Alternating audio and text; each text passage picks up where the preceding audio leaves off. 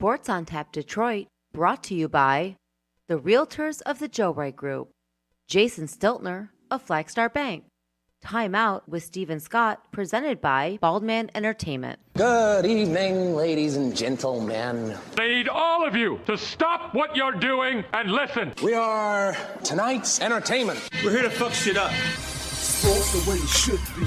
Nothing sugar-coated, we loaded with all the information you wanted. From legends to prospects, nothing's off limits. Chris and Joe be taking on all topics with no stopping. They keep it rolling and going and ball hopping at a rate that's hard stopping. With news that's jaw dropping, they getting it in. Sports Center competition, man, they in it to win. This ain't a fluke, from Carolina to Duke, from MSU to Michigan. You'll know if you listening, if you ain't, you missing it. All the excitement, they shock like a thundercloud and ride with lightning. Get it together, you know ain't nobody better. Bring heat than cold weather. You better put on a sweater, you better just let it go and all come and attack. Sit back, relax, let's tell them it's on tap. We'll do it live. Fuck it.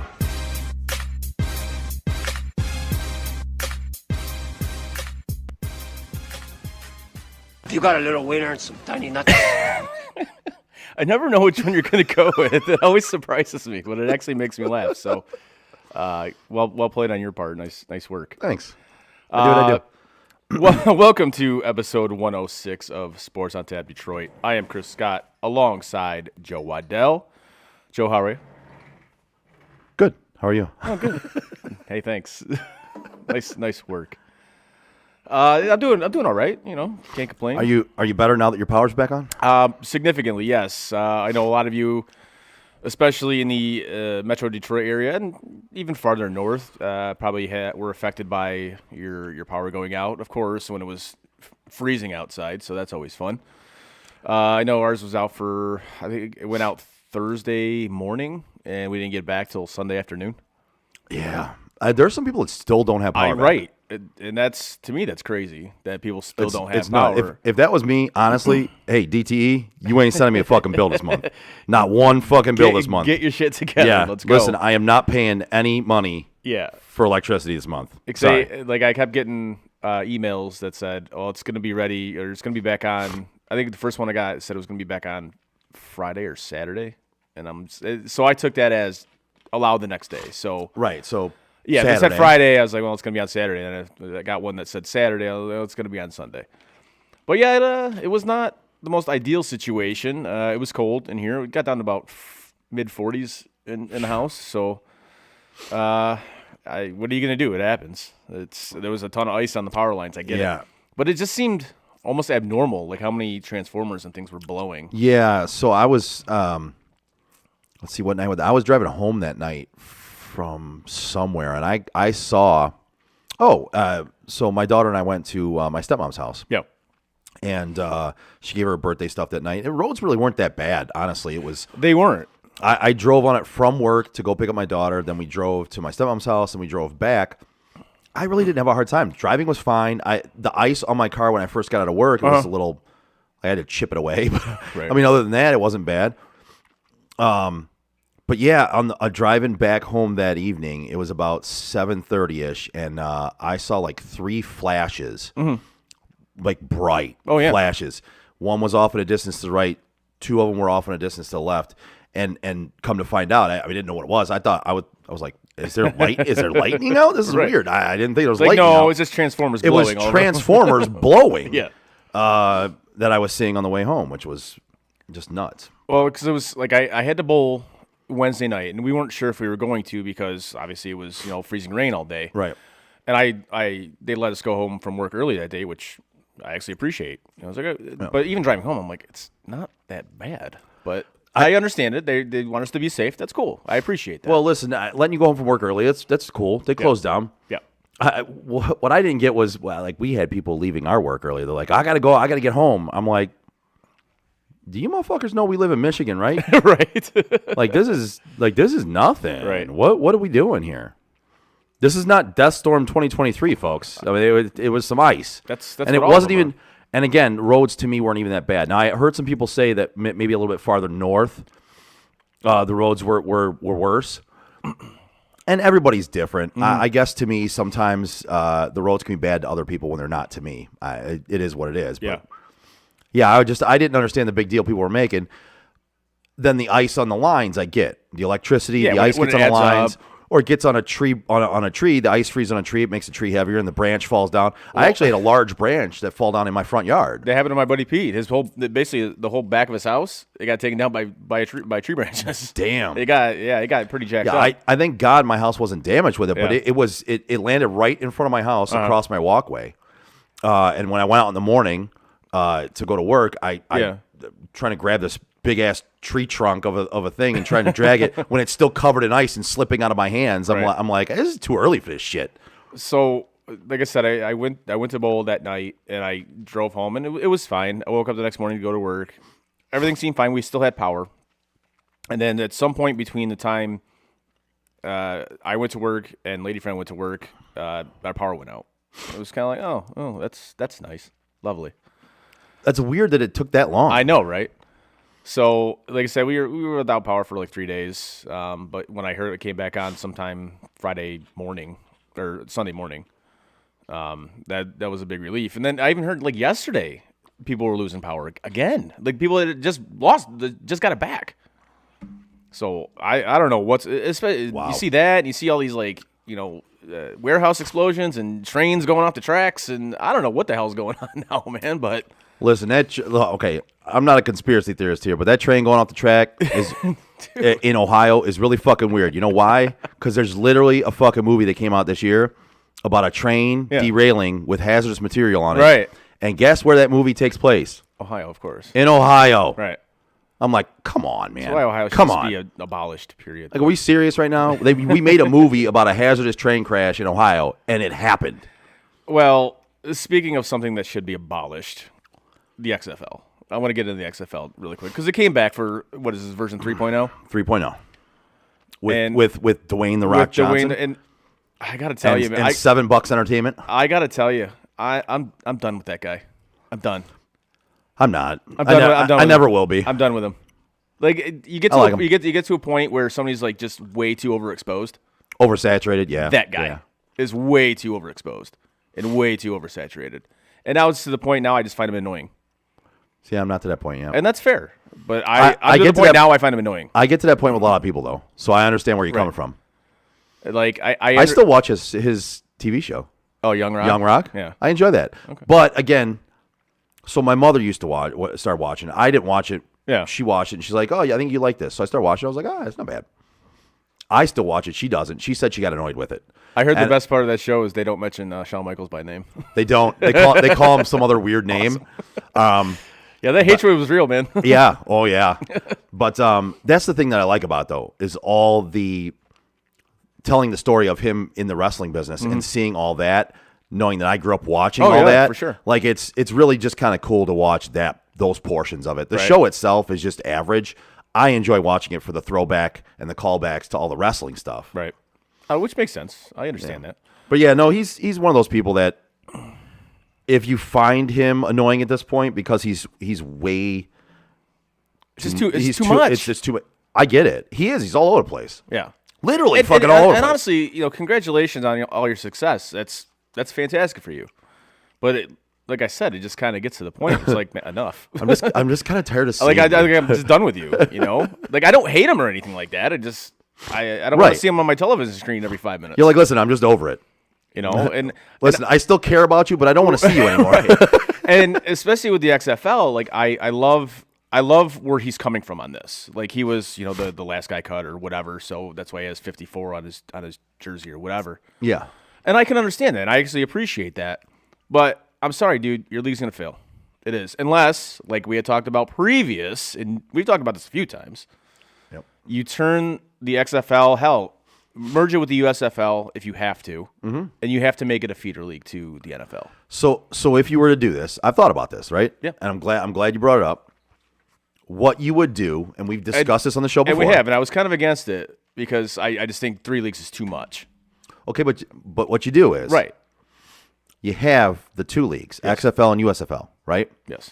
That way you'd have enough teams to feed all the teams in the NFL. Exactly, like a minor league. It'd be a minor league. So Yeah. you'd have 2 leagues play themselves, and then the winners of those leagues play against each other to determine the team that wins the bottom feeder league, whatever you want to call it, the minor leagues of the NFL, right? Right. So you merge those a little bit, keep them. It's almost like the AFC and the NFC, right? So each team would have their own, Their own like, their own minor feeder league team. team, yeah. Right. So you would be able to feed and you that could many. and you could effectively get rid of like practice squads and things like that. Right, because your practice squad And players they would get paid more than a practice squad. and guy your would. practice squad players Right. would be on these teams. Okay.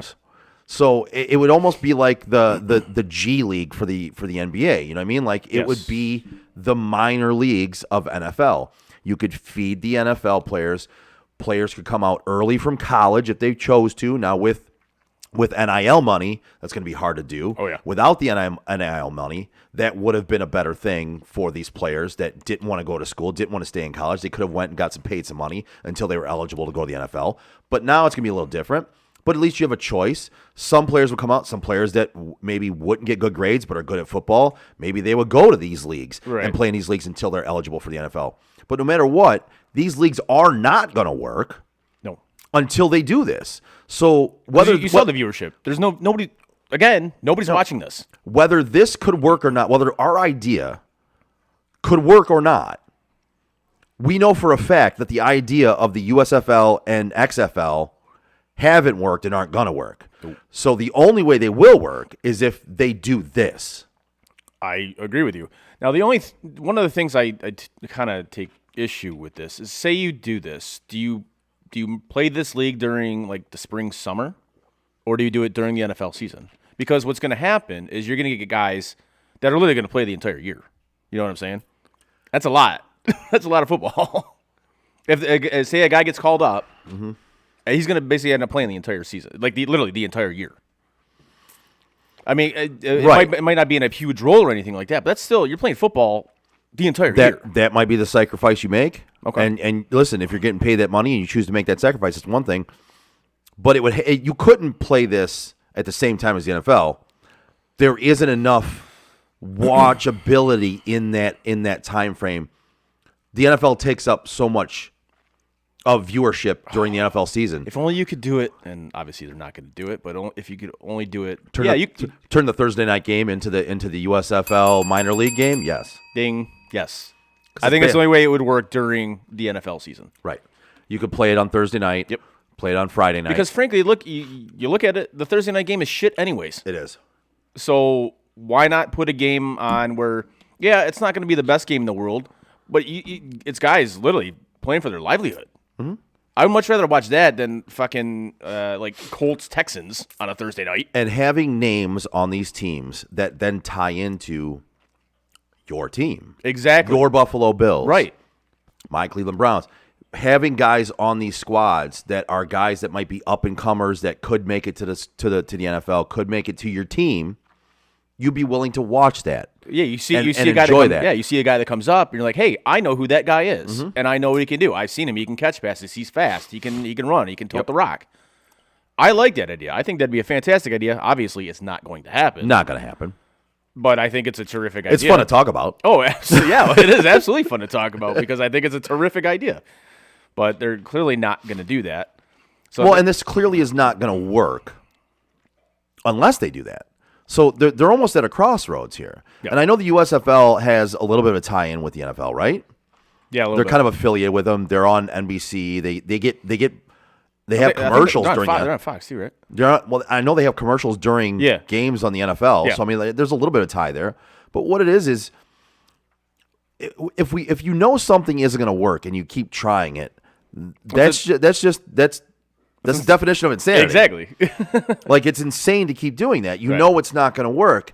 And the only way it could work other than that, and I've said this before, and it's a long shot, it's you have to have the pocketbook, basically unlimited money for right now, to fund these leagues. So basically, you have to have the Saudis buy it.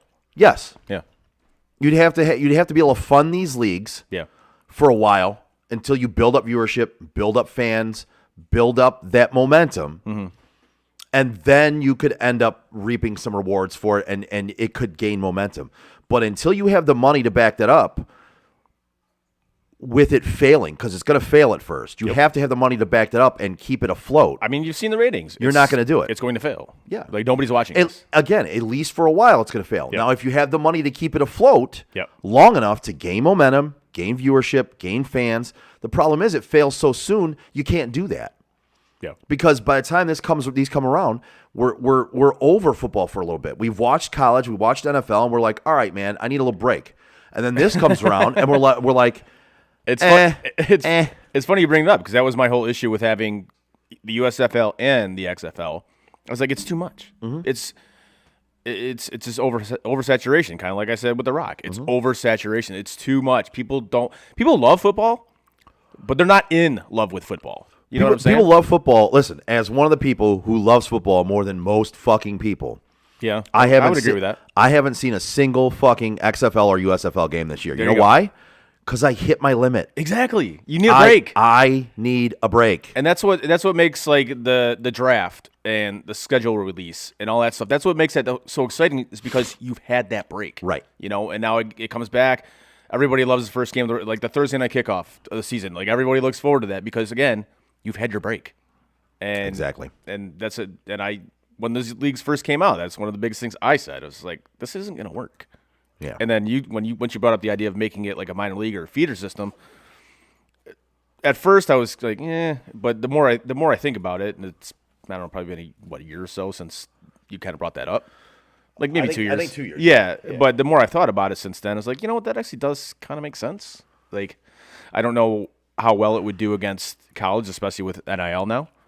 But Right, and that's listen, some things have changed since we talked about this first. So you get a team that drafts you, Right. like an NFL team that drafts you. So Right. they hold your rights. Right. Okay, and then you park them with USFL/XFL team. Mm-hmm. And then you have something. Right. But they're not going to do that. And they should, but they won't. Well, and this is where. So let's dive deeper into this, right? So the NFL draft. Yeah. How many rounds is the NFL draft? 7. Yes. Okay. Say you make it 12 rounds. Okay. Okay. Yeah. So you draft more players. More players coming out of college have a better chance at making the NFL, getting on an NFL roster, or at least a minor league NFL roster, right? So those same players that will not get drafted in the NFL and just go play for the XFL, for USFL. Right. Okay, NFL teams have a chance to draft some guys that they can maybe develop that they're not going to draft, or maybe they're going to sign as unrestricted free agent rookies or whatever. You draft more players, and they are assigned to your minor league NFL team. And then you have a contract with them that holds up for 3 or 4 years. It's a development contract it's a development two-way contract where they can get called up to the NFL, but basically they start out in the minor league, in the XFL or the USFL, whichever one it is, or both if you combine them. And that's just more players that can then be involved that you might know about. These players coming out of college that don't get drafted, you still know some of them if you watch college football. If you followed a certain college team, you know them. So then you follow them to wherever they go. Oh, they got drafted by the Buffalo Bills and they're playing on their minor league team. Okay, I'm going to follow that. I'm going to do that. There's so much more that you can dive into with this that can be incorporated with this idea. It's just the fact that the NFL and these leagues have to be open to this idea and have to discuss it and come out with a better way to do it, rather than just having these two leagues try and compete with each other and both of them go bankrupt and then it's nothing again. and that's exactly what's going to happen unless Exactly. this comes to fruition. But that's something we shall see how that goes. I kind of hope it does happen in the way we're talking about. But again, when do you know the NFL to do anything right? Like, honestly. Other than make lots and lots of money? Other than making lots and lots of money, because pretty much they know you're going to watch. that's it. Yeah. So I know we kind of talked about this league, and it's not gonna work until you get like financial backing, right? And I brought up the Saudis because they seem to be buying up everything now. They're buying up European soccer teams.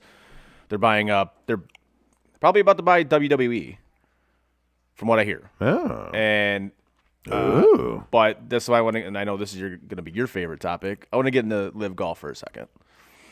Now they finally, like all the 4 majors, the U.S. Open, the PGA, the Open Championship. The Open Championship. Ridiculous. And the Masters. They finally said, all right, we're letting you guys back in. Even the PGA Championship, which I'm very surprised, said, fine, we'll let you guys in. I don't think they really had a choice, but they let them back in. What's going to be funny to me is if one of these guys wins one of these tournaments, especially the Masters. Because, like, that's your championship. Like, that's the big one, you know? Yeah. I'm all for it. Granted, I think their golf league's a joke. I do. I'm sorry, 3 rounds does not make a golf tournament. And I get why all of them did it, and any one of them that tells you they did it for any other reason than money is lying to you, 100%. So, I understand why they did it.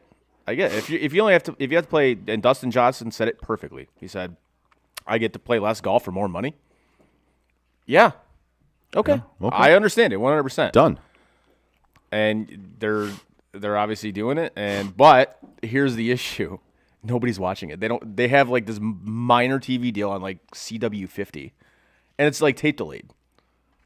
It's like what? And they got the report back from like their first season last year. They didn't make any money, like at all. Ooh. They didn't make like any money. Well, that's not good. No, it isn't, because and a lot of people like the league, and that's fine. You can like it. I personally don't, because again, I think it's a joke of a league. I'm sorry, 3 rounds is asinine to me, and there's no cut either. Yeah. It's like, come on, what are we doing here? And they're bitching about how they should, be involved in the world golf rankings. No, you shouldn't, because you're not playing 4 rounds, and there's no cut. So no, you absolutely shouldn't be. And you're starting to see some rumors of guys that left the PGA Tour for LIV, kind of maybe having some second thoughts about and big names like Koepka and guys like that. Oh, maybe yeah. I don't know what's going to happen with this. I think it's just going to come to the point where this is all just going to end and it's all going to go back to how it was, or just make it. You know what? Do match play. Do match play between the top 10 guys from the PGA Tour and the top 10 guys from LIV. Why not? Because I would watch that. I would absolutely watch that. It'd be great. That's how you're going to make. That's to me. That's the only way LIV Golf is going to survive. And frankly, I couldn't care less if it does or not. But that's the only way it's going to survive. And like I said, if you had say Dustin Johnson versus name top golfer from the PGA Tour, like Jon Rahm or something like that. Yeah. Hell yeah, I'd watch that. That'd be great. But again, it's kind of like with this whole football thing we just talked about. I don't know if that's going to happen. I think it should, but who knows? But what we think should happen and what actually happens are two different things. This is very true. This is very true. You know who does make things happen though? Jason Stiller from Flagstar Bank. Yes, that's right. And I'll read it once my read comes up. If you're a homeowner or looking to be a first-time home buyer, give Jason Stiltner, Senior Loan Officer at Flagstar Bank, a call today at 248-752-3631. There you go. Jason has great mortgage programs for first-time home buyers, including down payment assistance options and excellent interest rates. Again, give my guy, Jason Stiltner from Flagstar Bank, a call today at 248-752-3631 and get the excellent service you deserve. There you go. Flagstar Bank, Eagle Housing Lender, member FDIC, and MLS number 27546. There you go. Fucking asshole. Oh, God. I was fine through the first two. It was the third one that fucking got me. I had to try and time those just right too, so I didn't block out anything you were actually reading. Well played on your part. Nicely done. So, Thanks. We talk about things that should and shouldn't be done. This is why I want to move to Juwan Howard. Now, I'm watching the game on Sunday against Wisconsin, and it wasn't just that game. It's stuff previous leading up to that game, and I look at it, and when he got hired, I was all for it. I'm like, yeah, absolutely, I love it. I love the move. I thought it was great. But the more and more seasons go by, I'm just like, nah, I don't think he's the guy, man. I don't think he's the guy. He's kind of doing what Harbaugh did. He gets all these blue chip recruits and whatnot, and that's great. But you're not developing them, and your program has regressed since you took over. Well, seeing it, and it's even worse than Harbaugh, and I fucking despise Harbaugh. Harbaugh doesn't even get the recruits like Juwan has gotten. Like Harbaugh doesn't get 5-star recruits. Not anymore. He gets a couple 4-stars maybe, but like. The Michigan recruiting class, as far as football goes, is not really up there. But I think basketball, Juwan, you're right. Juwan gets recruits, and he doesn't develop them. Yeah. And it was almost like quite a jump, quite a rise when he first got here. And I mean, I kind of bashed it when he first got here, and I was like, all right, well, maybe I was wrong. They were looking good. Yeah. Still wasn't bought in. And at this point, you're saying what I completely feel on this case. I mean, it's just not working. Like, and what is this? His 5th year, 4th year? 5th, I think. And you're a borderline tournament team right now. And best, very borderline. Yes, at best. Like you're gonna have to make a run in the Big Ten tournament to make it. Yeah, absolutely. Like basically, you have to hope you don't get a bye in the Big Ten tournament because you need an extra game. Yeah, you have to have an extra game to win an extra game, because if not, if you get a bye and then lose in a Big Ten tournament after that bye, it does you no good. Nope. You need to hope for not getting a bye and hope for a couple wins. You need all the dubs you can get. Right. Like flat out, you need all the dubs. So you like can get. most of the time, you're a good team. You want to bye in your conference tournament. Yeah. And then you can make a run. Michigan can't even hope for a bye. Nope. Because you're screwing yourself. You need as many W's as you can get. And here's the weird thing about this: if Michigan wins out and Purdue loses out, they'll clinch a share of the Big Ten title. That tells you that tells you how bad the Big Ten is this year. That's bad. It's like, well, if that does happen, well, I got to share the Big Ten title. I don't care. The Big Ten is horrible this year. Oh, yeah. So if you get to share the Big Ten title, and yet you still are a borderline tournament team, Yeah. that still tells you you're not very good. And you've had some bad losses this year. Like when you lost to Central at home, man. Like, come on. That is for a program that's supposed to be, quote, elite or at least somewhat in that conversation. That can't happen. No. So I'm curious to see how the rest of the season plays out and if Michigan's leadership has the stones. But see, say, all right, we're moving on. I'm a person that, and I'm going to be, lots of people think I'm wrong on this. I thought Juwan should have been gone the minute he hit that other coach. I'm sorry. I did. You can't let that shit happen. You're the head coach. You can't. There's no reason for that. And that kind of got excused by a bunch of Michigan fans, by Michigan themselves. That kind of just got excused. I just didn't like it. I didn't like the look of it afterwards. It shouldn't have happened, and it should have been dealt with better than that. But, wow, here's a shocker. Michigan, the University of Michigan hasn't dealt with issues properly. Where have we heard that one before? I know, right? That never happens. Never. Mozzie Smith. With that whole thing, like, again, I wasn't a fan of it because I was just like, well, you're the head coach. You really shouldn't be, like, swinging on the dude. But I'll say this. I was fine with a second chance. Okay, fine. But what have you done to redeem yourself since then? Yeah, and you really never owned up to what you did and said it was wrong. Right. You know, listen, we live in a world where sometimes everyone's like, oh, that guy deserves to be hit. We also live in a civilized society where you can't go around fucking punching people. We live in a society, people. No, you can't. It's not just okay to go around punching people. It's just not. I mean, as much as I'd like to make it. Oh, yes. As much as I would love, I'm going to speak to everybody out there right now. As much as I would love to have Smack a Bitch Day. Oh, that'd be great. Where you could just smack somebody for being stupid. Like, I would love to just walk up to somebody and be like, listen, I'm throwing my stupid card down. You just did something stupid. I got my stupid card. I'm throwing it down. It's yours now. I'm going to smack the shit out of you and go about my day. I would love Smack a Stupid Bitch Day. But we don't have that, okay? You can't go around hitting people. No. That's not the way society works, No. okay?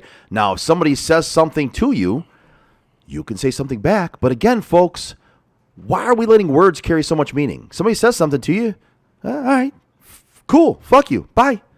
Whatever, man. It's words. You can't retaliate with hitting someone. And for some reason, it's become okay in society. Will Smith, Juwan Howard. I still think the Will Smith thing was funny as hell. I mean, it was weird as hell. I thought it was funny. And the fact he just got away with it and was able to go up there and get his Oscar afterwards, and everyone was just like, well, let's just pretend he didn't smack the shit out of Chris Rock on the stage. No, man, the dude did. He smacked the shit out of Chris Rock on the stage, man. It happened. Yeah, we all seen it. Like, what? I seen it. What the fuck is going on here? Yeah, it just bothers me. It does. And it comes down to what people take as, quote, disrespect. It's like, well. But doesn't that, and I'm going to take this back to something I just said. Why does our society let words hold so much meaning? I don't know. Because everybody gets offended by so many things these days. Oh, yeah. Like, words carry so much meaning. Well, you see it like on social media on a daily basis. Like if I disagree with somebody, I had this on it was I think it was Monday night or it might have been this weekend. Anyways, I disagreed with somebody about their opinion about a certain wrestler, and she was like, "Don't come at me with that disrespect." I go, "What was disrespectful about it?" I think a certain wrestler is better than the one you brought up, but somehow that was disrespectful. I don't understand. I was like, if you find that disrespectful, then peace. Like, I don't want to talk to you anymore. I didn't understand. I literally didn't understand it. I'm like, I wasn't derogatory in any way. I just said, I disagree with you. I think so-and-so is better than so-and-so. Right. But somehow they took it as disrespect. I'm like, well, do I really want to have conversations with this person anymore? No, I really don't. Because to me, I'm good. this proves you're fucking ignorant. And for some reason, that's the way society's become. Words carry so much meaning. It's ridiculous. And I don't understand it because listen, you and I can be disrespectful at times. We've been known to be disrespectful. And when we do it, I'm sure we know. I know. And I'm like, you know what? Probably shouldn't have said that. Probably shouldn't have done that. Sorry. Whatever. I apologize. Right. But society gets so offended and so disrespected by things that, like, you just shouldn't. And when it comes to me, like, literally, you could say fucking anything to me most of the time, and I don't give two flying fucks. I could care less. Right. I mean, short of you telling me my daughter, saying something bad about my daughter, I'm going to let everything slide. I don't give a fuck. Like, you could say anything you want to me, and I'm just going to look at you and give you a big thumbs up and go, cool. Okay. Are we done? All right. That's like your opinion, man. Yeah, like, that's just, like, your opinion, man. Yeah, right, exactly. Like, I don't... Just go Lebowski. That's like your opinion, man. Like, I don't understand it. And speaking of words carrying so much meaning, and not to dive too far down this rabbit hole, but, it's been said to me by some people, I swear too much, and for me, it's just me. I swear in my everyday life, I swear. And can people of a higher nature or like higher up in a company, like where a company, some of the higher ups in my company, or somebody who doesn't live in my general living space, you know what I mean? Like, can they be offended by swear words? You shouldn't swear that much. Are you, yeah, okay, you can be. I'm not going to change who I am though, because to me, when I speak on a daily basis, swear words are part of my speech. And to me, I don't feel swear words should hold that much meaning. Get the fuck over it. Like, really, it's a word, man. It's hard to disagree with that. It's a word. Yes. That's all it is. I don't disagree with you on this. But that's just where we're at. And I don't foresee it getting any better anytime soon. I don't either, because we're living in the movie Idiocracy. Oh, 100%. If you haven't seen that movie, go watch it. We're living it. So moving on from one shitty topic to another, I do want another shitty topic. Oh yeah, let's do this. I want to hit on. I now have a new leader in the clubhouse for worst commissioner in at least North American sports, and that is Adam Silver, the NBA commissioner. This dude has made, and I full disclosure, I've never been the biggest NBA fan, so take that for how you want. But this dude, I take it as you have never been an NBA fan, really. I'll watch when the Pistons are good. That's about it. Same here now. Now, I was an NBA fan back in the Jordan days. Fair. I watched a lot of basketball back in those days. Right. And that's one reason why I was such a Jordan fan, is because I was really into basketball in those days. Yep. And I was Michael, and watching him. And I was your boy. I was a Pistons fan too. Right. I listened to a hometown fan, but watching Michael was like everything. Right. It's just not the same NBA now, and I can't tell you last time I watched an NBA game. Like, watching the Bad Boys Pistons and the Going to Work Pistons, that was fun. Like, those were good times. But the NBA now, I'll say it's unwatchable. Like, all these ass, and Barkley nailed it the other day when he said, you guys getting paid 50, 60, 70 million, and this load management bullshit, and your commissioner allows this nonsense? And now you're talking about doing like a mid-season tournament. Like, what? And now also you're trying to add on, if they go to overtime, you play to a target score. So, like, you first team to, like, 10 in overtime wins. This is a thing? Yeah, this is a thing he's talking about doing. Wow. And you wonder why your All-Star game is arguably the worst of all, and the Pro Bowl is not even a thing anymore. Okay. And this is what's so funny about it. I feel like the NBA All-Star game has more clout with the players than any other All-Star game around. Right. Because the players genuinely want to go to All-Star Weekend. Oh, in they the NBA. they want to go to the weekend. They don't want anything to do with the fucking game. Okay. Now maybe I don't pay enough attention, No. but to me it seems like all the NBA players are about going to All-Star Weekend. Oh, yeah. About going to the but They don't want anything to do with the game. But you hear from other leagues where like none of the players want to be involved in any of the All-Star shit. They're like, I'm good. Well, it's funny you bring that up because there was talk that I think the 25 All-Star game for the NHL was between Edmonton, Seattle, and Detroit.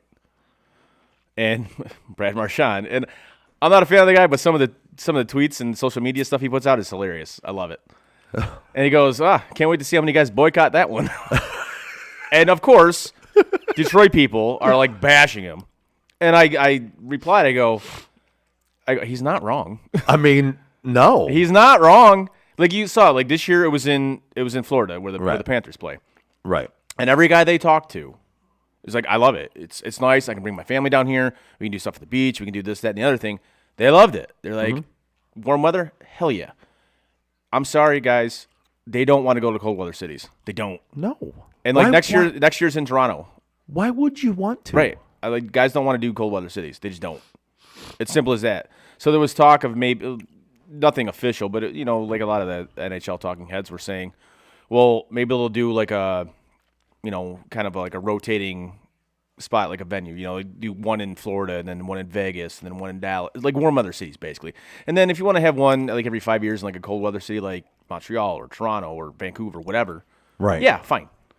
But there was talk of them possibly keeping it in a rotation of like warm weather cities, and I thought about it. I'm like, it would get the players to go. It would get them. You significantly more, have to fix the whole like the skills competition this year was an absolute disaster. Let's call it what it is. So I watched a part of it on the flight home. Okay. From Florida. Oh, nice. It was a disaster. I was watching the the accuracy shot. Yeah. I watched a little bit of it, but that's really what I like about the All-Star Weekend. And I didn't get to watch much of it being Yeah. on the plane. I just watched a little bit of it. Skills competition.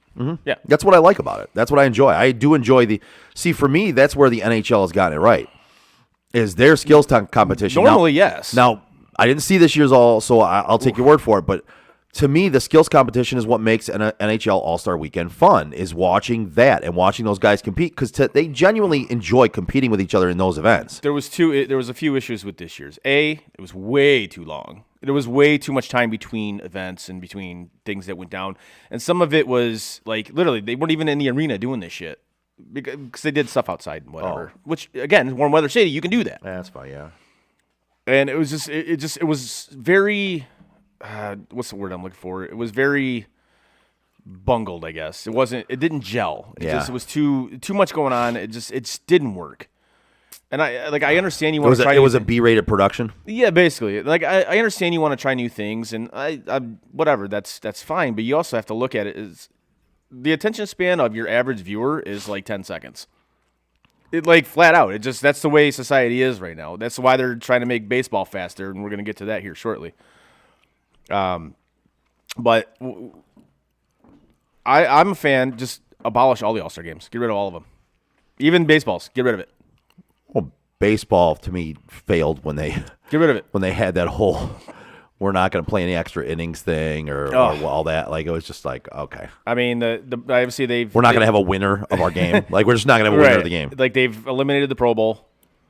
Which they should have. That and I'm an NFL fan. And Right. that game was awful for years. Right. So they eliminated that. You saw what happened with the NBA this past All-Star game, which was an absolute abomination. NHL All-Star game this year. The game, it's 3-on-3. It's like a quote tournament, whatever. I guess I'm fine with that idea, but it's boring. Dennis says, Of course. you had to have known if he was listening, he was going to join in here. He says, hockey ain't a warm weather sport. I would rather be at an all-star game that has a rich hockey history. Example, Toronto, Edmonton, Detroit. But the etc. NHL is not aiming toward you. They are Well- aiming toward new fans that want to be in warm weather cities. Well, and not to mention the players who, as you said this year, were all about being in Florida. the players themselves don't necessarily want to go. Yeah, as a hockey fan, do you want to see that? As a hockey fan, do you want to see the All-Star game be at a more Traditional hockey historic city? Yeah, okay, I agree with that, Dennis. But if the players don't really want to go to these extra games anyway, Right. and do they enjoy some of the pageantry of the All-Star weekend in whatever sport it is? Yeah, they enjoy the camaraderie, the competition when it comes to the All-Stars, still skills competitions, things like that. But a lot of them, they're getting beat up throughout the season. They kind of want to take that time off and just be off. But if you put it in warm weather cities, they're more likely to be willing and want to go because it is more like a vacation with their family, and it is more restful, it seems, when you go to a warm weather city. You can go to the beach a little bit rather than going somewhere cold where you're just going to be sitting in your hotel room or in the arena. You know, it's just another work trip at that point. Like Dennis, I agree with you. I would like it in Toronto or Montreal, whatever, cold weather city. It doesn't matter to me. But again, they're not marketing this thing toward us. Right. The hockey fans are not. Like the pure hockey fan, whatever. They're not marketing toward us. They're marketing toward new fans. And they're marketing, and frankly, they want players to show up to this thing. Right. They want them to want to be there. Yes. And players, and this past All-Star game, I listened to numerous interviews with players down there, and they loved it. They're like, oh, it's great. I'm just happy to be in a warm weather city. Right. Like, I'm happy to be down here. It's great. Yep. They want to play this thing if they're going to do it in warm weather cities. That's the way it is. And I can't blame them, especially if they have families and whatnot. No, are you kidding me? I want to be in a warm weather city right now. So do I. But I honestly, I think, I don't know if Gary Bettman will do this, but I could see it happening. I could absolutely see it happening. Yeah. Them doing like a rotation of 5, 6 cities, whatever. Yeah. Southern cities. Right, exactly. But like I said, Dennis, I agree with you that I would like to see it in more traditional markets. But again, they're not doing this for us. They're just not. So I wanted to get to the, let me do my read, the at your service read. So it's a very good lead-in, man. They can't all be winners, man. Just like what we're about to talk about, in my opinion, not very much a winner, but we'll get to it. But you know who is a winner? Yes, At Your Service by Pat. Looking to brighten up your home or commercial building? Give At Your Service by Pat a call today at 248-794-0008 for your free estimate. At Your Service by Pat specializes in home and commercial building cleaning. Services include roof and house cleaning featuring soft wash, which is a longer lasting alternative to pressure washing. No, I sound drunk. Yep. They also offer window cleaning, concrete cleaning, deck and fence restoration, gutter services, and more. So call At Your Service by Pat for your free estimate today at 248-794-0008. There you go. Yeah. All right. Yes. So Good job, buddy. yeah. So spring training starting, which I'm happy about because I'm just happy baseball. I'm happy about that. I'm very happy about that. And they're coming in with some new rules, which are like 50-50, I guess. Either you like them or you don't. A pitch clock. A pitch clock, which that is Proper pronunciation there. Clock. Yes, that's going to take some getting used to by not only batters but pitchers as well. And we've already seen Manny Machado get a strike called on him because he wasn't ready when the pitch clock went off. We've seen a game end on a called third strike because it just ended. It was like strike 3. They just ended. And obviously they do ties in spring training all the time, but this literally ended on the pitch clock. It was like, done. I'm curious to see how this plays out in the regular season. Because you know a manager is going to lose his shit about this. They are, but, to me, it's a little absurd how much time they've gotten to do what they wanted to do on the mound and in the batter's box as it is. I agree with you. Like, get your fucking ass in there and be ready. Like, just let's go. Let's play, man. Like, we don't have to, write our bills and fucking, set up a camping tent, start a bonfire, and then get back into the batter's box for one pitch, and then get out of the batter's box again. Yeah. And then, write some more bills out, call your mom, tell her you love her, and then, kick your cleats off, brush your shoulders off, and then get back in the batter's box. Oh, one more pitch. Oh, now we got to get back out of the batter. Like, there's no reason for that shit. You know what I mean? So it is a bit much. the pitch clock is all right in my book. There's gonna be some growing pains. Oh yeah. I understand that hardcore baseball fans are not gonna enjoy it, but the thing of it is, and I would challenge anybody on this one. If you were to go to a baseball game live and they didn't broadcast, there was a pitch clock, and the game just flowed where the batter didn't get out of the batter's box every pitch for 20 minutes.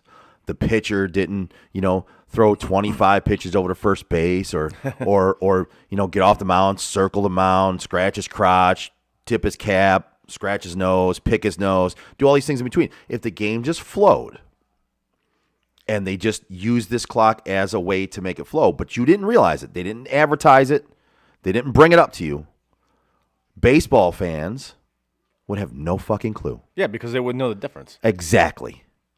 So once the growing pains are gone, it'll be fine. Right. But it's the broadcast of it right now. It's the fact that true hardcore baseball fans don't like change. Oh God, no. It's one of the worst leagues for wanting change. it's just notorious for no. Get off my lawn. I mean, Like, obviously, to me, like the starting a runner at second base in extra innings, I can't stand it. That's not fucking baseball. I can't stand that one either. It's dumb. Get rid. They're going with it. I don't like it. I don't like anything about it. I think it's a dumb rule. I agree with you. I get why they're doing it because it's kind of like the NHL All-Star Game. They're trying to draw new youthful viewers.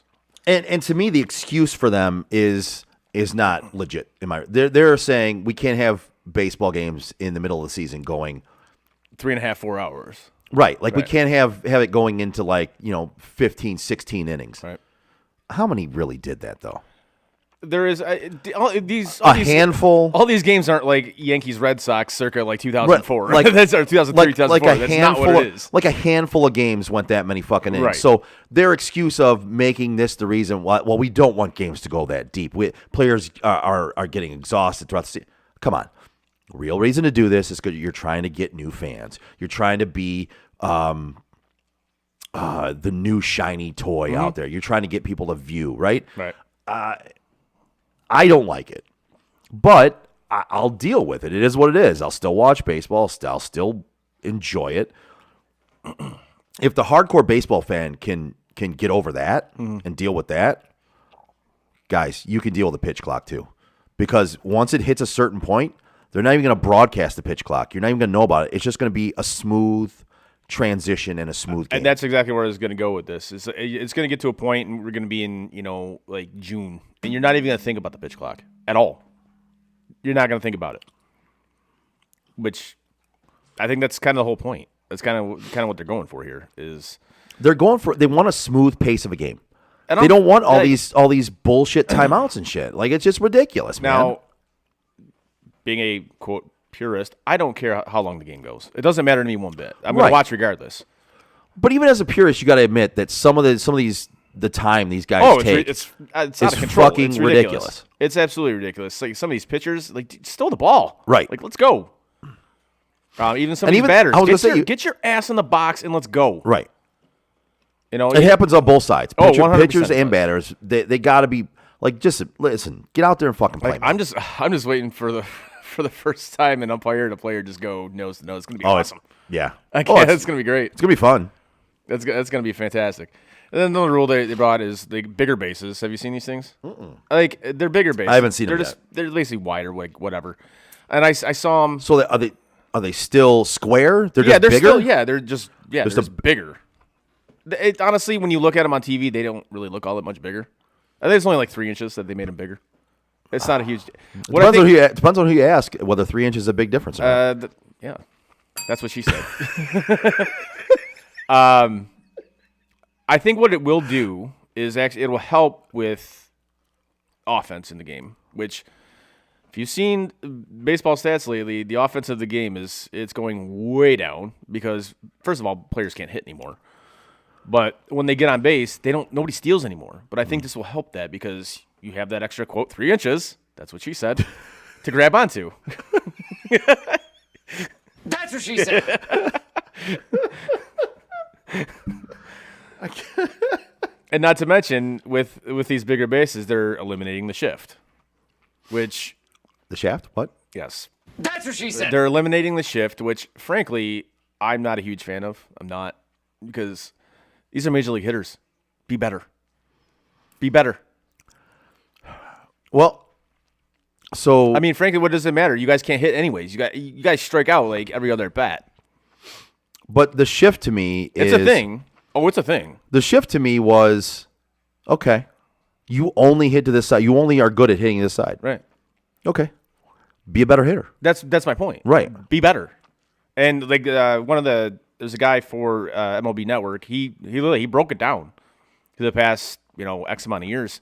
Oh, it's a huge thing. Mm-hmm. Like how much the shift does actually affect the game, and how many hits that normally would have been hits aren't hits because of the shift. Again, that's not that shouldn't be anybody's problem. That shouldn't be any team's problem. If your guy can't hit the other way, find somebody who can. Tough shit. Find somebody who can. Yep. And again, another reason why I think they're bringing that in is because they want more offense in the game. They want younger viewers. They want more people to watch the game because people, like we've seen in the more NFL, runs, more points, more scoring, more goals, etc. Yep. Like- so that's what they want, Yes. and that's why they're going to eliminate the shift. But I'm with you. To me, eliminating the shift is basically saying guys can't hit well. Like they're just swinging for the fences every swing. They strike out all the time, and they only hit to where they pull the ball. Mm-hmm. So be better. Exactly, but that's not what's taught anymore. Because teams would rather a guy strike out than put the ball in play and maybe get hit into a double play. That's kind of the rule of thumb now, and this is why you're seeing like the launch angle and all that bullshit. But they would rather have a guy strike out than put the ball in play and possibly hit into a double play.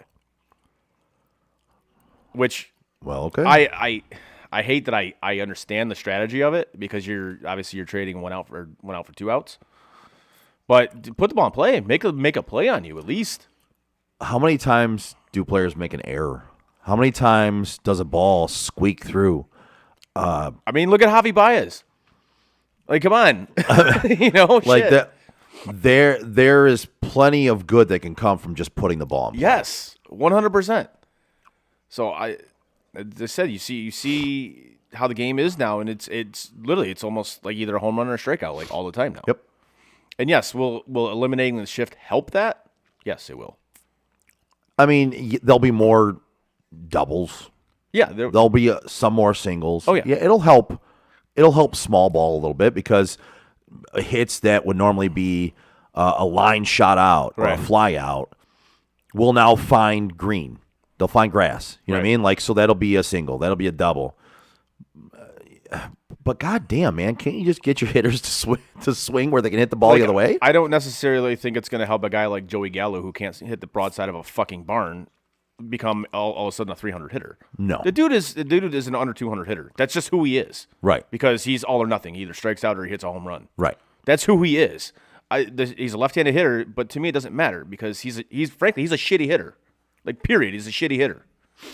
But again, that's what they look for. They'd rather have that strikeout than a guy put the ball in play and possibly hit into a double play. And I don't understand that thought process. But that's what Major League Baseball is now, or the MLB is now. All right. So, do you want to hit your NFL thing? Yeah, if right. you want. Yes, hit your All right. MLB thing. So my what? MLB thing? No, NFL. Yes. Yeah. What did I say? First you said NFL, then you said MLB. It's been a long day. So all right, so with the NFL offseason right now, right? Which is why we've talked about a lot of other sports for the first hour of the show. Yeah.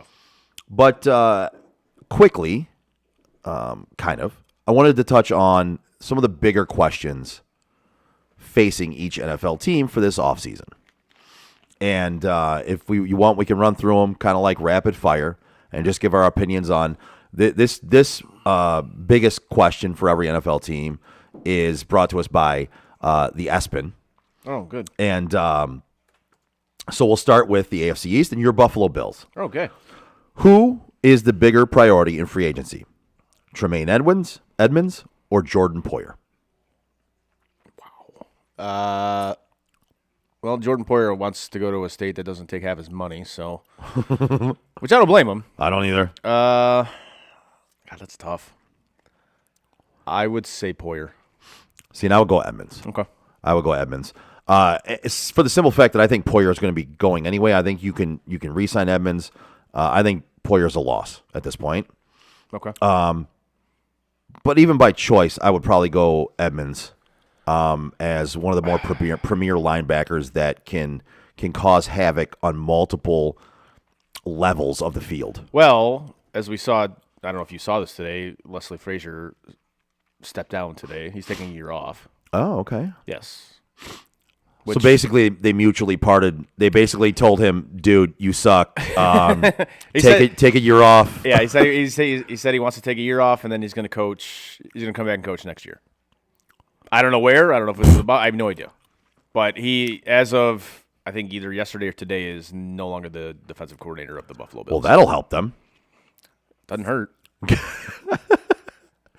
All right. Unless McDermott takes over the calling duties himself. Yeah. Which, you know how that works. Yeah, it's not very good. Yeah. Anytime a head coach Yeah. does play calling for either side of the football themselves, it just doesn't work out well. All right, Miami. Should the Dolphins pick up quarterback Tua Tagovailoa's fifth-year option? No. I'm going to go yes. Okay. The injuries have me waffling a This little is bit. exactly why I'm saying no. Because I don't see him going through the rest of his career not getting injured again. By the way, did you hear that he's training with a I did. was it judo specialist Yeah. or yeah? So he could take like head contact. or So something yeah, like that, he's learning how to fall down and avoid having this because a couple of those were where his head smacked off the ground, right? Yeah. And so he's trying to learn how to fall and absorb the contact in the rest of Is his he body. having like a 300-pound dude push him or something? Is that how this works? I mean, I don't know, but who knows? But listen, his head injuries are a big concern, And it's not even just his head injuries. He's got lower body injuries too. But the head injuries are Right. Even with the lower body injuries, I think those have. To me, he has brushed those aside and shown that he can play football in this league and not miss a ton of time. Right. But the head injuries are what are causing havoc right now, and that would make me nervous if I was Miami. But even if he's working with this, what was it? You said I think it's a judo specialist, yeah. something like some sort of karate But even with expert or that, it whatever. doesn't.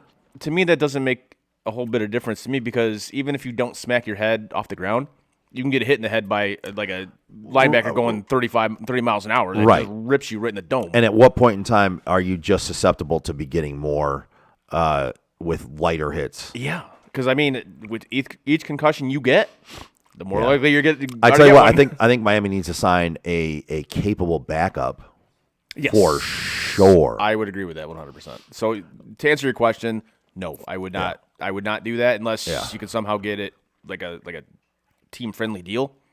Okay. Well, I think the fifth year option is just automatically what it is. It's that Oh, is option. that? It's that option year, and it's an automatic whatever it is. Now they could obviously renegotiate, I'm sure, but Yeah, it's going to be a no for me, dog. yeah. New England. What changes to the Patriots' offense should we expect with Bill O'Brien back as offensive coordinator? Everything, because you don't have a fucking idiot running your offense anymore. Right. Yeah, I think it's going to look much closer to the Josh McDaniels offense. I do too. That you're used to seeing with New England.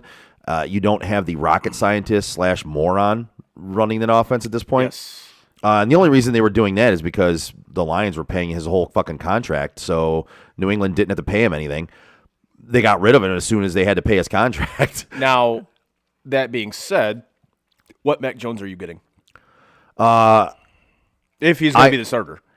So in a closer to Josh McDaniels offense, Yep. I think you're going to get the Mac Jones you saw early. Okay. So basically what we're saying is like the AFC East is going to be an absolute gauntlet next year. I truly believe so, yeah. Because It's going to be arguably the best division of football. I think it could be. Yep. Because we get to this next team, the Jets, and they're one decision away from being a challenging team. If they can get a competent quarterback. Right. So is a veteran quarterback all this team needs to be a playoff contender? Yes. 100% agree with you. Yes. Because their defense is good enough. Their defense is good They enough. have weapons. The rest of their offense is good enough. They just don't have a competent person to run that offense. They just don't. Nope. Yeah, I would say yes, a veteran quarterback or a competent, good quarterback. All you need is a competent quarterback. Is all they need. That's it. On to the AFC North, Baltimore Ravens. How big of a distraction will it be if quarterback Lamar Jackson plays under the franchise tag? I don't think he's going to. I think so. Under this question, it'd be a huge distraction. Mm-hmm. Huge. Because I don't think he's going to. I don't think he will either. I think if they franchise tag him, he's going to sit out. Exactly. So it's going to be a huge distraction. Huge to answer your question, it's going to be a huge distraction. Yep. And even if he does play, still going to be a huge distraction. Yeah. Yeah. So to me, it's either sign him or don't. Yeah. At this point, Because I don't see a way out of this if you franchise tag him. Lamar to Detroit. What will the Bengals do with wide receiver T. Higgins this offseason? Because there's a lot of rumors around that they're going to trade him. Cincinnati could opt to keep him for the final year of his rookie deal. But I think they trade him for picks. I think that happens too. Yep. I think agree. they trade him that for happens. picks. Now they could extend him. They can give him a contract extension, or let him play on his final year of his rookie deal. But the more likely scenario that I see is trading him for picks. Because I mean, you've seen it. Like you can get a wide receiver, and especially with that quarterback, literally a competent quarterback. You can get a wide receiver. Yeah. He might not be as good as T. Higgins, but let's be real here. T. Higgins isn't like the best wide receiver in the world. He's not. He's one of the good. He's one of the better twos that you'll ever see. Right. I think on some teams he could be a one. But let's face it, you got Jamar Chase on that team, and you can get a not as good two as T. Higgins. And you can upgrade your offensive line with picks. Right, and still do well. Right. And get picks for T. Higgins. Yeah, I would agree. I think they should trade him. I think they will trade him, actually. Yeah. Cleveland Browns. If defensive tackle is the biggest area of need for an upgrade, what are the Browns' options? Jesus. Because they don't have a first-round pick. They have very few picks. I mean, it's kind of tough to say now because like who's out there in free agency at that position? And see, I don't have a list of. I don't even know. Is there even a list yet? So one of the biggest guys I think is going to be out there, unless he signed, was Deron Payne. Okay. And if they were to get him, I think that would be huge for them. To me, they should have drafted Aleem McNeil back when I wanted them to, when the Lions drafted him. Right. I was all over them needing to pick him right before before Detroit did. They can get three fingers. How about that? No. Carlos Dunlap? No. Robert? Talking about D tackle. I thought you were talking about defensive ends. No, D tackle. I could've Defensive swore you tackle. said defensive ends. Maybe I heard that wrong. Defensive tackles. Yep. Okay, sorry, my bad. I thought No, you you're said good. defensive ends. Let me see if I can pull something up here.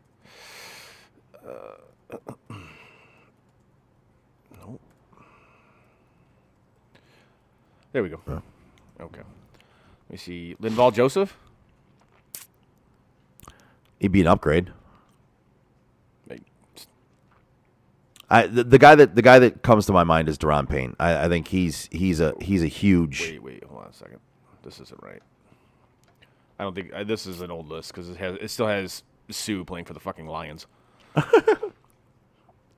Like that's not right. What about Fletcher Cox? No, I no. Too old? Yeah, he's. I just don't. I don't see him being an upgrade, really. I mean, From what I'm looking at right now, it looks like pretty slim pickings to upgrade that position. yeah. Unless you can somehow swing a trade at the draft to maybe get your first rounder back. So let's see. Jason Hargrave would be one that I would kind of consider. Okay. Fletcher Cox is he's probably going to be like 33 years old going into next year.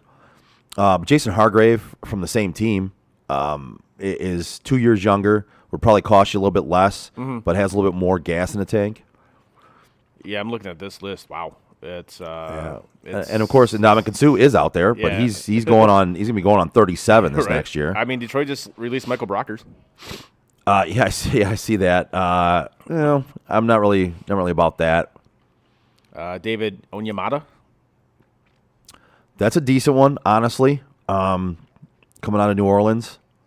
Or even Delvin Tomlinson. Yeah, he's slightly younger. I think he's going to be 29. Yeah. And coming out of Minnesota. And he'll only cost you probably $10 million. Yeah, because Tomlinson? Yeah. Yeah, because the salary last year was 10.5. So Okay. Well, you might have to give him 11 or 12 then in Right. free agency. Might get it. But yeah, I mean, or have There- there's- Deshaun show you some masseuses and yeah, there's not great options for them out there. Let's put it that way. no, there really isn't. Not Looking fantastic looking at this list, there is not. Moving on to Pittsburgh. Yeah. So will offensive coordinator Matt Canada No, make any changes to an inconsistent No. offense heading into 2023? no, he won't. No? No, if he hasn't done it yet, he's not going to do it. Yeah, I don't see it happening too much. I mean, I can't believe that dude hasn't been fired yet. same. Their offense can just be better next year by sheer Talent growth. Yeah, Of 'cause the growth of the talent that's on the team. now it's curious to see how Kenny Pickett does going into year 2, because you Yeah. know there's that sophomore Slump. It's a thing. So I'm It curious. is. No matter how good of a quarterback you are, there there's- is a sophomore slump. Yes. So I'm curious to see how that works out. And I mean, let's face it, Najee is not. He's not getting any younger. So I'm curious about that. But I don't think Matt Canada will do anything to change his offensive scheme. And the fans are going to be pissed. The players are going to be pissed. I agree with that. AFC South. Yeah. Will new head coach D'Amico Ryans, No. 2 first-round picks, and $40 million in cap space Yeah. be enough for the Texans to turn things around? They're by sheer of where they're at, they can't do anything but turn it around. There's nowhere to go but up. So yes. Well, they could just stay down. They're not going to. People love playing Houston. It's a tax-free state. Yeah. So yes, I think 100% he'll absolutely turn it around. I'm going to say 6 wins. I like D'Amico Ryans, I do too. He's a and good coach. if they make the right decisions, I believe they can. They have 2 first-round picks, like they said, $40 million in cap space. Yep. They have other picks that they can add to this in the draft, because first-round picks are not the only picks that can turn your team around. That's correct. So yeah, no, I'm going to say yes. They can start to turn things around if they make the right decisions. I not only think they and can. they started with the new head coach. Right. I not only think they can, I think they will. All right. Indianapolis, should the Colts hang on to Matt Ryan to mentor the quarterback they're going to draft? Absolutely not. I would 100% agree with you there. Matt Ryan has had a good career. The dude needs to hang him up. So he's had a good career. He is not the type of quarterback I want my new quarterback to be mentored by, because the NFL is not that type of NFL anymore. No. You need a quarterback that has different skill sets and different mentality than Matt Ryan. Sorry. Nope. It's just the truth. I agree with you. Jacksonville. Can the Jaguars re-sign both right tackle Jawan Taylor and tight end Evan Ingram, given their cap restraints? I just saw they restructured some wide receiver money, I think today. So yeah, It's probably basically to get this done. I think it is to get that done. So yes, Yeah. I think they can. Yes, and to piggyback off that, Jacksonville is for real, and and they will be for real again next year. I think they will be, yes. Because I like that team. I think we saw what Lawrence did. We said he took that next step. Yeah, we did. He did. I know. I think they're going to be good. I think that's going to be another. I think they're going to win that division again. I think they will. Yeah. Let's see. Tennessee. How can general manager Rand Carthen fix the roster and help turn the Titans back into a contender? Get rid of Derrick Henry. I did not expect you to say that, because that was going to be. They should trade Derrick Henry. Listen, so this is the thing, man, and it's a thing whether you like it or not. Running backs do not deserve a second contract. You're going to pay them too much. You're going to handicap your organization, and you need to listen. Just draft running backs, and don't draft them in the first round either. But if you have to, draft them in the late first round and run their tires off of them, and then let them go. A second contract for a running back is stupid these days. The money you're going to pay them is not worth it. It's just not worth it. Look at Dallas. How's that working out? Yep. You can't make your team better Sorry. because you signed Zeke Elliott to just a preposterous contract. It's go down the ranks of teams who have signed running backs to big contracts in recent years, and it has failed miserably. All right. AFC West, Denver. Outside of quarterback Russell Wilson, what is the biggest improvement? Speaking of that, did you hear about the other shit that he had going on there? Oh, God, no what? He had like a second floor office to himself. Oh, yeah. Oh my Yeah. God. Like the shit this guy had. Yeah, and you know what Sean Payton said about that? God. He's like, yeah, that's not happening. He's no wonder why your teammates hated you. Yeah, he's a douche at this point. He's become very douchey. What is the biggest improvement the Broncos offense needs to make besides doing something with Russell Wilson? I don't know, other than getting rid of that guy. I think it's going to be better simply because of Sean Payton. Because he knows what he's doing. But again, I said I think Russ is cooked. I absolutely think he's cooked. Right. I think he's fucking done. I think he's been done since Seattle. I think Denver needs to, besides Russ, Denver needs to turn their running game around, right? Yes. And Javonte Williams was supposed to be that guy, and he got injured, tore his knee all up. I think he had multiple ligament tears in his knee. So listen, can he come back? Can you get a semblance of a running game going and take some pressure off of that offense and that passing game to try to get Russ back on track? And Sean Payton can do great things with an offense. So that I think that's first and foremost the key is getting some semblance of a running game going. Yes. To take the pressure off of that passing game. But that's going to be the issue because then I think teams are going to focus on that running game. And you still have a shitty quarterback. They can't Well, and that's the key. Like, you have to be able to get a running game going. You have to. Yep. Which I don't know if they're going to be able to do. Yeah, I don't know. What will the depth chart look like at wide receiver and running back after this offseason for Kansas City? Oh, Jesus. I think it's easy at running back. Pacheco. Yeah. I tried telling you. I think it's easy at running back. Oh, my God. I told you at the beginning of the season. I think that it's dude's going to do Pacheco. it. He's going to be the guy. And for me at wide receiver, I think it's Sky Moore. Yeah. I think they're going to get him more involved.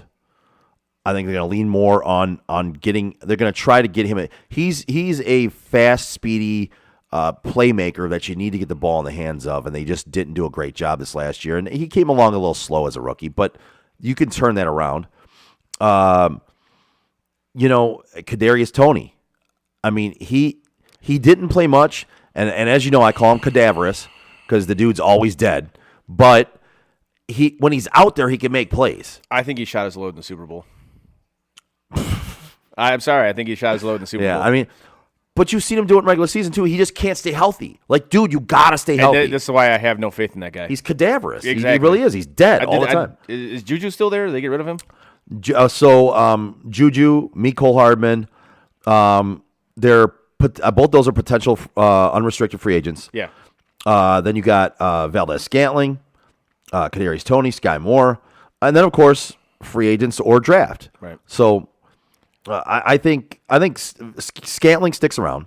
Sky Moore, I think they're gonna try to get more involved. Mm-hmm. If Kadarius Toney is there, cadaverous. They're gonna get him more plays, more scripted plays, less playing time, because he can make plays happen when he gets the ball. He just dies. So maybe like 20, 25 plays a game, something like that. Maybe even less than like that. 15. Maybe even less than that. But I think Pacheco is definitely the answer at running back. Oh yeah, that dude definitely the answer. He had a solid year. All right, Raiders. Which direction will the Raiders go at quarterback now that they released Derek Carr? Aaron Rodgers. I'm 50-50 on this one. I think it's either Aaron Rodgers or Jimmy G. I think it's going to be Aaron Rodgers because Mark Davis wants to make a splash. I think it's going to be Aaron Rodgers. I absolutely do. I think he's done in Green Bay.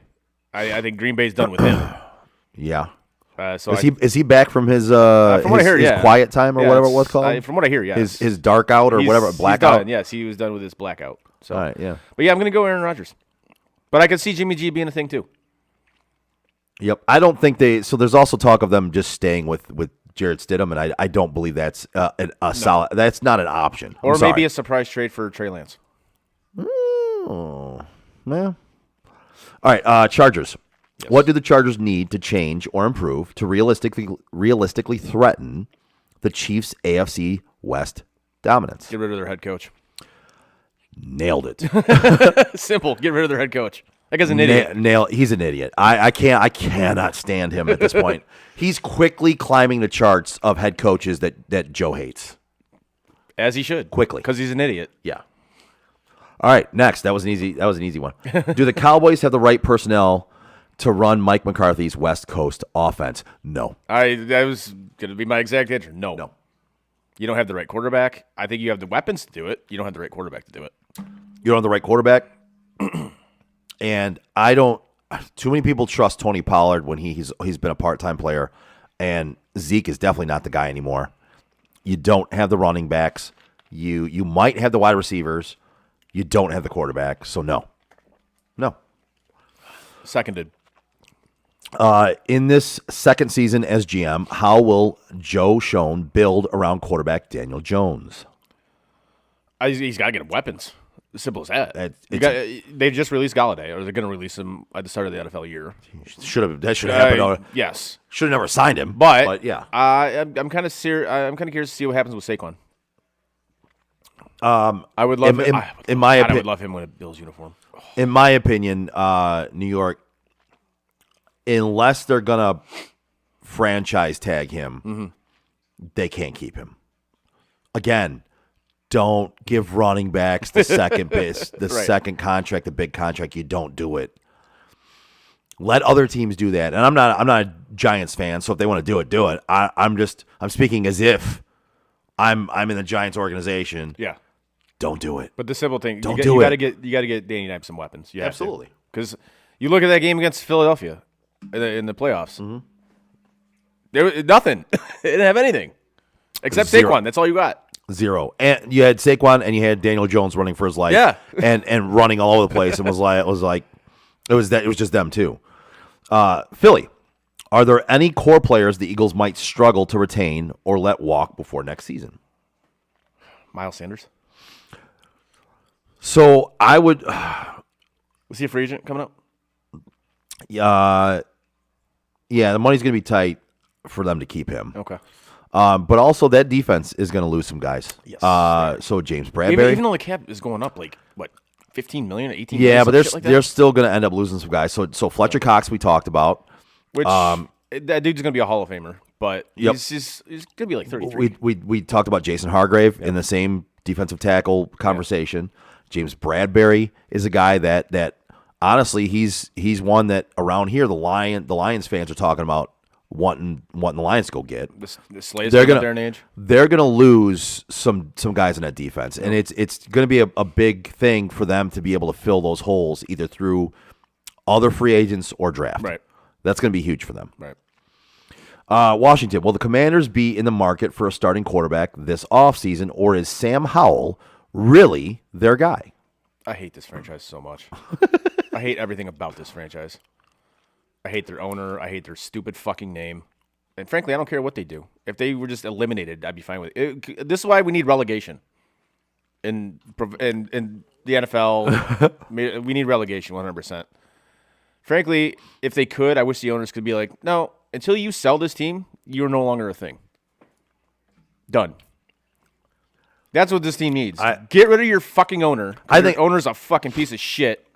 Get rid of him. Yes, that needs to happen. I think to answer this question, I don't think Sam Howell's the guy. Oh no, neither do I. But I mean, you do you. I mean, they got rid of. They did just get rid of your favorite quarterback, Carson Wentz. Oh yeah. I think he's your favorite quarterback. Oh yeah. He's your favorite by far. Oh yeah, 100%. Speaking of one of my favorite quarterbacks, to the Chicago Bears, NFC North. Yeah. What should the Bears do with the number 1 overall pick. Trade it. Boom. So I think we said that when they came about that they were going to get the first pick. I think we both said they were going to trade it. yeah, I think they should trade it. I think they're going to trade it. Yeah. But They need so much. They need so much. they do, and they can get more picks by trading that pick. They have to make it look like they're going to take somebody that somebody wants, though. Right. They have to play the game smart, which they have because they've been rumored to have Justin Fields on the trade block. Well, no, we're not stupid, all right? No, he's not on the trade block. No, he certainly. You're not doing that No, you're absolutely because none of the quarterbacks that are in this draft are worth drafting over a Justin Fields. Now, depending on what you could get for him. To me, you're going to get more in trading the number 1 overall pick than you will for trading Justin Fields at this point. Because in the NFL, the number 1 overall draft pick is worth a lot. It really is. You can get a lot in return for that. To me, Justin Fields showed progress last year when they finally started. When they finally started utilizing him properly, right? Hey, let's roll you out. Oh, hey. Right. So when they finally started doing what we said they should be doing the entire fucking season, Yeah. he ended up looking pretty good. He looked like he made progress, and he was growing to be a better quarterback in the NFL. So along the lines of a Jalen Hurts, right? I mean, in that mold, he can be that guy. Yeah, like once you gave Jalen Hurts some weapons. I mean, you saw what happened. Right. So I think they should trade it. I think they will trade it. If they don't trade it, I think they have to go after a guy like Jalen Carter or Will Anderson and get better on defense. Okay. Because I can't take an offensive lineman there. There's some early in the draft, but you can't take him at number 1. Now, how much cap space do they have? Do you know? A lot, like a fucking lot. So to me, it says you take one of your sides, whichever you want to do, defense or offense, and that's what you use your cap space on. Like Right. depending how they draft, Right. And then you just obviously go the other route, with Well, so the thing is, like, free agency starts before the draft, so yeah. So you got to pick like which one you want you to got to decide, Yeah. and you hold the number 1 overall pick, so like you can decide that. Right. But yeah, But do I trust the Bears to do the right thing? It's hard to say yes. It's very hard to say yes. On to the Lions. Will the Lions bring back Jamal Williams? Yes. If the price is right, I think you have to. But I think you'd be stupid to pay too much money for him. Of course. And everyone's talking about, he's going to give him a hometown discount. No, he's not. No. I'm sorry. No NFL player should ever give a hometown discount. So everyone's saying he loves it here in Detroit. Okay, as much as he loves it here in Detroit, he's not stupid, and he also has an agent. And frankly, no player, period, should ever give a hometown discount. Well, and listen to this. It's not a hometown discount either at this point because it's not his hometown. But, yes, he loved playing here. Gotcha. He also knows, and his agent knows, this is the most valuable he's ever been in his entire career. Yep. He just scored 17 fucking touchdowns and rushed for over 1,000 yards. You got to cash in. On the Detroit Lions. You got to cash in. He's cashing in. Yep. So either the Lions are going to cash him in or another team is. Right. And I think if it's too much money, the Lions would be stupid to cash him in. And especially, we all know how NFL contracts work. If you can get that money, get that money. Yeah, absolutely. On to Green Bay. Yep. How will the workload be split between Aaron Jones and A.J. Dillon in the Packers' backfield? I think it's going to be Aaron Jones' backfield. So let's see. How Jones took a pay cut early in the month to ensure that he was going to be back. As long as he's on the roster, he's probably going to be the primary back. Yep. However, their playing time last season wasn't all that different. Jones had 93 more snaps and only 27 more carries. Really? Yep. Wow. All right. Jones was targeted 72 times compared to A.J. Dillon's 43. So Jones had more of a play in the passing game. I think you're going to continue to see basically that same split. Yeah. I mean, obviously Jones is more of a threat out of the backfield, so You're going to see Jones get more targets, more receptions, and you're going to see the split be somewhat what it was last year. Now Jones only had 93 more snaps and 27 more carries. But I think a lot of it is dependent on who is the quarterback. I think a lot of it's going to be dependent on health as well. Yes, obviously. And the hot hand. Right. I think Green Bay next year will end up playing the hot hand, and whoever gets it going in that first quarter, in that first half, is going to get more carries in the second half. So it's who can make the most of their snaps. Right. Really. Yep. But that's a hell of a good thing to have on your team, though. It really like is. two running backs that are damn good. Yeah. No, I agree. All right, Vikings. Should the Vikings sign quarterback Kirk Cousins to an extension before he becomes a free agent in 2024? Somehow his agent's going to talk him into fucking doing it. No. Because that dude's agent belongs in the Hall of Fame. He does. And again, to answer the question, yeah. No. Absolutely not. They should not. I think Kirk Cousins takes too much bashing at times, but no, you shouldn't. He has not gotten you anywhere. Like, paying him that money has hindered your team in other ways. Yes. So it's not necessarily just him that has hindered you.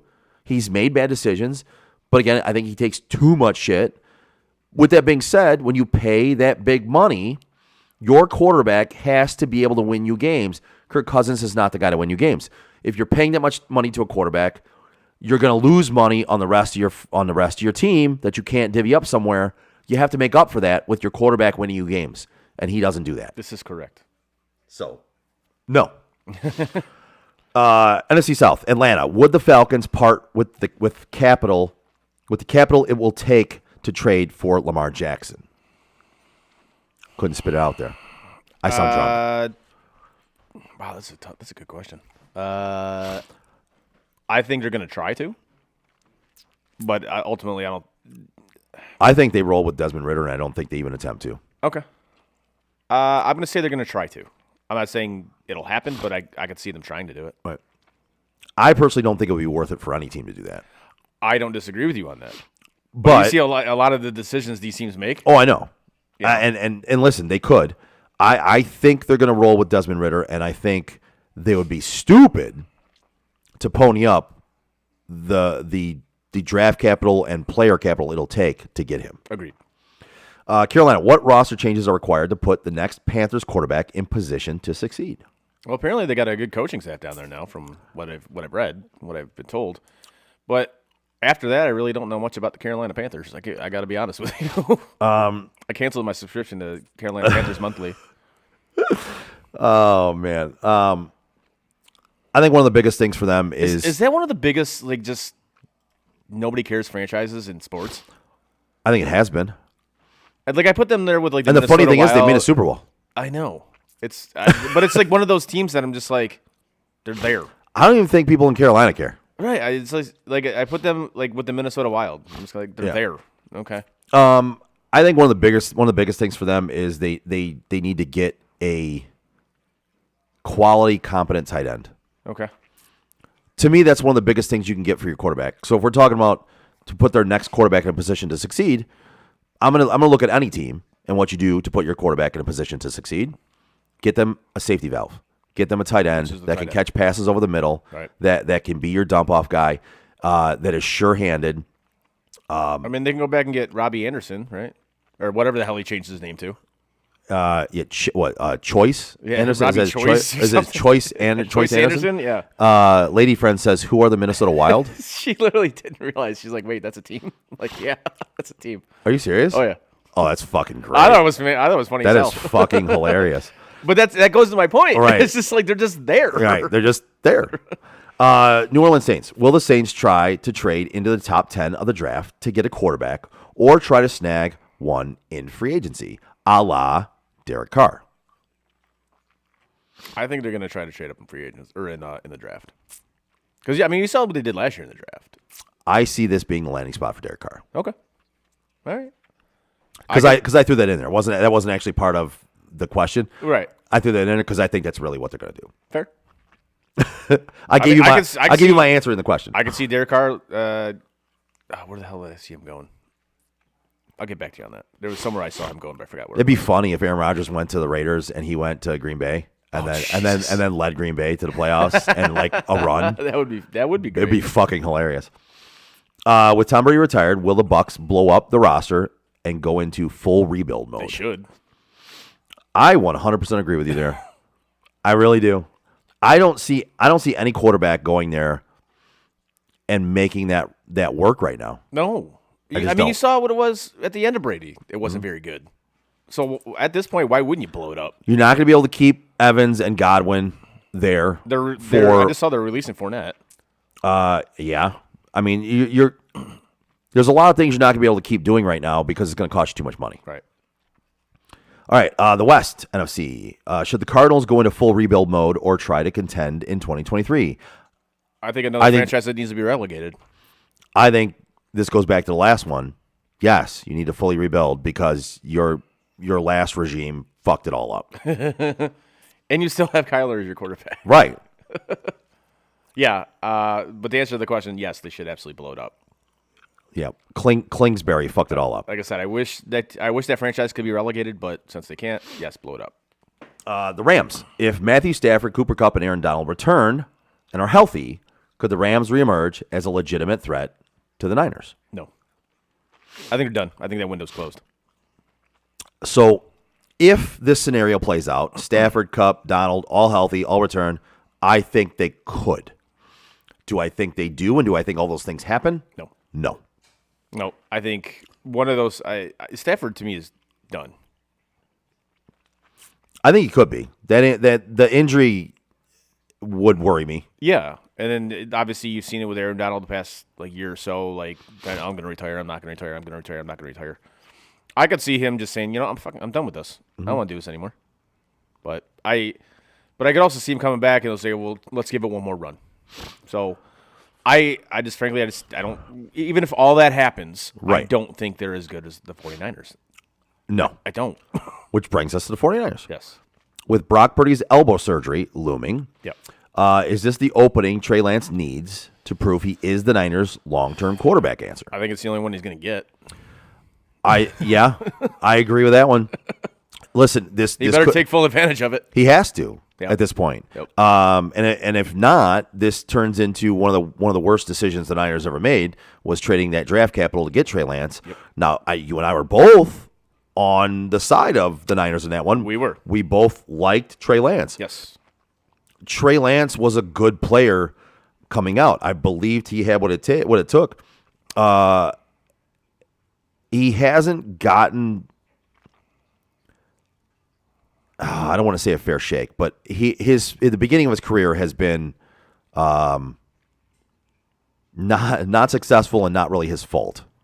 Fair. Both things can be true. So yeah, but I think this is a shot. Like you gotta take advantage of it. You have to take advantage of it at this point because frankly, if you don't, well, your time's running out. Yeah. At least on the Niners. yes, agreed. Seattle. How will the Seahawks use their draft capital to shore up their inconsistent offense? They have to address the offensive line 100%. Yep. That offensive line has been atrocious for the better part of a decade. I mean, ever since Pete Carroll's been there. Pretty much, yeah. Like it's been bad, like flat out. It's called what It's it like is. It's been bad. It's like Pete Carroll has something against offensive linemen. I guess. He's just like, nope, sorry. But as we both know, like that's the best way to build a team is through the trenches. Right. And Seattle, for whatever reason, has decided to not do that with their offensive line. But I think that is the best way for them to use their draft capital and help that team out And build the best team. and build the best team they can. Speaking of the best teams, the Joe Wright Group. Yes. Whether you're buying or selling your home, now is the time to take advantage of having the expertise of 4 real estate agents for the price of 1 on your side. Make the right move with the right group, the Joe Wright Group. Give Craig Joe Wright, Mike Bush, Shane Wilson, and Alex DeRocher a call today at 248-535-4750 to fulfill all of your real estate needs. Let's go, Buffalo. Yeah. Nice. Nicely done. All right. Yeah. Now, we had a bunch of other things we were going to get into. We're kind of running up against it right now. A little bit. You want to save those for Yeah, the we next can show? we can save some of these things. Okay. Let's do the picks Yes. and swing through these and then say our goodbyes. Which This segment is we gotta brought do our to you drink, by too. the Oh, yeah? Joe Wright Yeah. Group. It's time! Sorry, we didn't keep track of the picks we did in the last show. Yeah, we're kind of at the point where we're just gonna make picks. We're just gonna make picks. If you want to take it, take it. If you don't, no. Yeah. You only keep track of it for the NFL in college. So, anyway, on the docket tonight, we got the Devils taking on Colorado. Colorado's minus 130. Give me Colorado. I'm going with New Jersey. They got the new player bump. Give me the Devils. All right. Oh, speaking of that, the NHL trade deadline has been crazy this year, and a lot of people thought it wasn't going to be because everybody's strapped by the salary cap and whatnot. Yeah. Well, it's not been trading like basically players. There's been a lot of draft picks have been traded. Really? But players involved. Like the Leafs, they've just traded for like 7 new players. The Rangers traded for Kane. Yes, I saw that. We all kind of knew that was going to happen. Like what the Bruins, like the Eastern Conference this year is going to be a nightmare to get out of there. Like the top 6 teams in the East are just monsters, absolute monsters. The Leafs traded Bill Engvall. Yes. To the Islanders for a third round pick. Yep. Bill Engvall, which they in turn flipped, I believe. wasn't Bill Engvall with no, Pierre Engvall. Oh, Bill Engvall's the southern comedian guy. Yeah. Here's your sign. I love what the Leafs did. Their goaltending still sucks. So if they can shore that up before the deadline on Friday, that would be great. But I like what they did. Other than that, I think they're significantly better today than they were yesterday. So, but Boston got better, Tampa got better, the Rangers got better, the Devils got better. The East is going to be an absolute war to get out of. It's going to be crazy. But I'm looking forward to it. I think it's big. You're going to have New Jersey and the Rangers in the first round. Yeah, buddy. That series is going to be, A, it's going to be a track meet, and B, it's going to be a bloodbath. It's going to be awesome. Next up, we got Carolina minus 137 taking on Vegas. Give me Vegas. I'm going with you on that one. I'm taking Vegas as well. Now we're on to your favorite, the soccer. Soccer. We have these 2 games. The football. The football. We got Arsenal laying minus 290. We got the draw at plus 400 and Everton plus 850. Give me Everton. Woo! All right. All right. I would go for the draw on this one. Yeah, I'm going to go with the draw on this one. I don't like to draw anymore. Fair. Next up, we got Liverpool minus 210. The draw at plus 350 and Wolverhampton at plus 550. Give me the draw on this one. As much as I don't like to draw, I'm going to take the draw on this one. I'm going to go, as much as I hate to do it because that's a lot to lay, give me Liverpool. And the last one we got, Manchester City minus 240. The draw's at plus 390 and Newcastle at plus 600.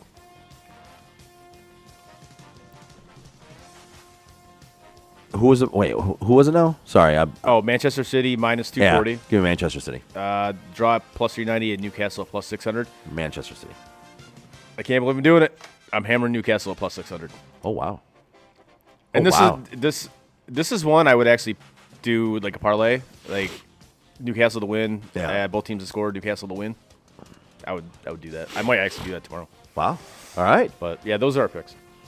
Those are the picks. Yes. Do you have the glasses over there? Yes, I do. They are right here. Lady friend brought them down. All right, motherfuckers, let's take a timeout and taste this.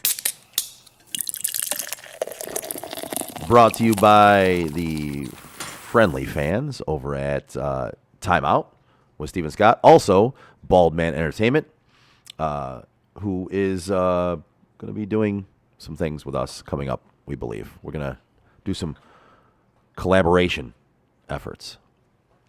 But check out Bald Man Entertainment, your DJ for any and all of your DJ needs. Yes.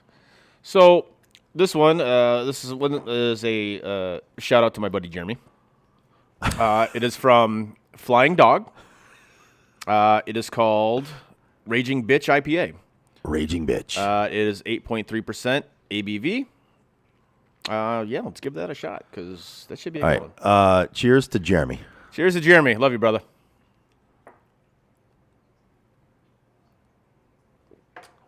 Ooh. All right. Yo. That's a that's an IPA right there, buddy. Yeah. You wanted an IPA. You got that. Wow. That was a kick in the nuts of an IPA. See, I love it. Because I love it. I mean, it's good, but I didn't expect that. That was a hell of a first taste because I did not expect it. It was like, wow, that's a crotch shot right there. Wow. Yeah, I'm gonna give it that a 3.9. That's tasty. I'm gonna give it a 3.5. Okay. It's good. Little overpowering and did not expect it. If I expected it, maybe it'd be a little different, but it's good. I would drink it. So that's why I like it a little bit hoppier. I like that bitter. I like that. That was definitely a grab there. That was a grab. 3.9 on that one. That was tasty. All right. Well, yeah. That is remarkably fucking yummy. I'll have 3 more. There you go. 3 more of these. You'd be feeling all right. There you go. Oh, God, yeah. God, yeah. All right, that brings us to the close of this week's episode.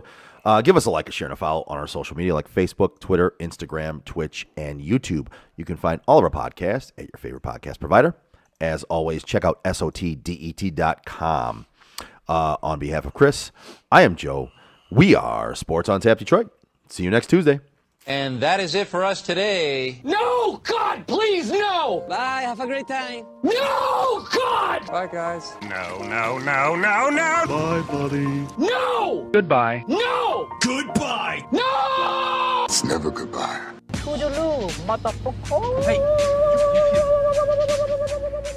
You know, we've been through our ups and been through our downs. And you were meant to be here tonight. You guys will always be in my heart. Great moments are born from great opportunity. I think the most important part is that we all stay together throughout. Don't give up. Don't ever give up. Live. Fight like hell. The best thing I have ever done, the best thing I will ever do, is be a dad. God, I love you guys. Mamba out.